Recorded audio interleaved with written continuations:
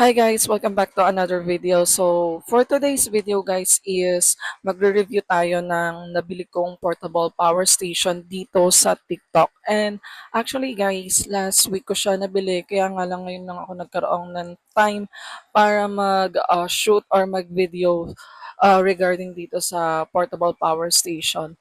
So, ito yung box nga guys ng portable power station and hindi ko na sa inyo mapapakita guys yung solar panel kasi nakalagay na siya sa bubong. Pina-set up ko na siya sa bubong kaya hindi ko na siya mapapakita sa inyo. So once kayong bumili nito guys is kasama na yung solar panel and abot siya hanggang dyan sa amin. So kapag chinerge yung power station is kayang-kaya siya. So ito yung power station. So mamaya guys is itatry natin kung ano nga ba yung mga appliances na pwede natin gamitin gamit na itong power station guys. So open muna natin yung box and just to give you a heads up guys, na open ko na tong box nung binili ko siya kasi syempre mahal tong package na to kaya kailangan natin i-check kung good condition siya. So, 4,000 yung original price nito pero nabili ko siya ng 3,500. So, naka-discount ako ng almost 500 pesos. So, ano nga ba yung mga kasama netong box?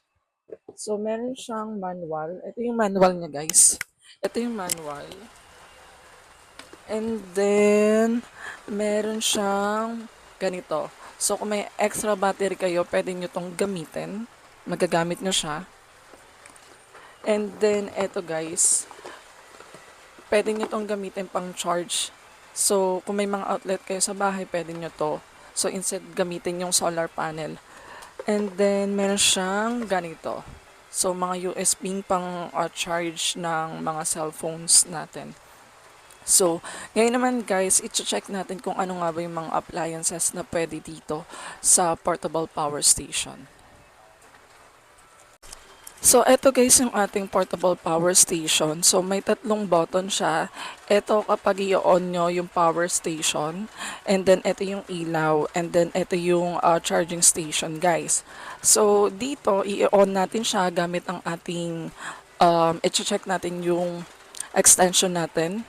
So, eto siya. I-on lang natin siya. Ayan, na-on na siya. And then, i-check natin yung extension. Okay? So, eto na guys, nakasaksak na yung extension.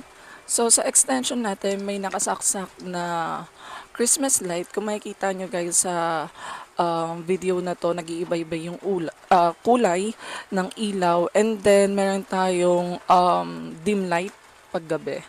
So, eto siya guys, nakasaksak siya dito sa extension natin. And then, i-check natin yung electric fan. Yung isa is yung clip fan and then yung normal na electric fan guys. So, ayun guys, kung makikita nyo guys is umaandar na yung electric fan natin. Ayan, so don't mind na lang kasi madumi yung electric fan. So, papakita ko sa inyo yung extension. Ayan, tatlo na silang nakasaksak dito. And then, itatry naman natin yung mga clip pan. So, actually, meron kaming tatlong or apat na clip pan dito sa amin. So, ayan. Since tatlo lang yung saksakan nito, tatanggalin natin yung dim light. So, ayun guys, pinagsabay ko na yung normal na electric fan tsaka yung clip pan. So, ayan, sabay na sila. And then, yung Christmas light. So, sabay-sabay silang nakasaksak dito or gumagana gamit itong portable station natin. So, ngayon naman, itatry natin yung charging station. So, i-on nyo lang to guys. And then, i-charge natin yung mga phones or yung Android ko. So, eto guys. So, nakikita nyo guys, ayan. Nagcha-charge na siya. Ayan, i-on natin. Para makita nyo na nagcha-charge na siya talaga. So, ayun guys, nagcha-charge na siya talaga. So, may iba't iba siyang port kung anong mga phones pwede dito sa charging station natin. And then, So ayun guys, etong portable power station natin guys is 220 volts lang siya. May mga specific na appliances na pwedeng magamit to. And actually, yung binili kong steamer, hindi siya pwede dito, hindi kinakaya kasi mataas yung voltage nun. And then, ibaba natin to.